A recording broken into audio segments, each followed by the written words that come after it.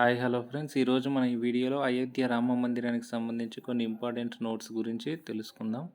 ఇందులో రామ మందిరంలో ప్రతిష్ఠించే విగ్రహం యొక్క ఎత్తు 51 అంగుళాలు ఉండడం జరుగుతుంది. అదేవిధంగా ఈ విగ్రహాన్ని ఎవరు రూపొందించారని అడగవచ్చు. నార్మల్గా బయట క్వశ్చన్లలో అడగవచ్చు, plus exam point of view అయినా కూడా అడగవచ్చు. విగ్రహం యొక్క రూపకర్త ఎవరంటే అరుణ్ యోగిరాజ్. ఈయన కర్ణాటక రాష్ట్రానికి చెందినటువంటి వ్యక్తి.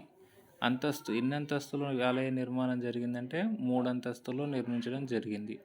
సో మందిరం కొలతలు చూసినట్లయితే 380 అడుగుల పొడవు ఉంది, 250 అడుగుల వెడల్పు అండ్ 161 అడుగుల ఎత్తు.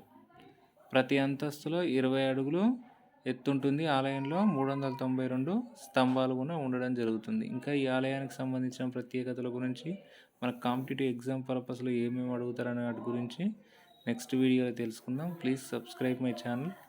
Thank you for watching.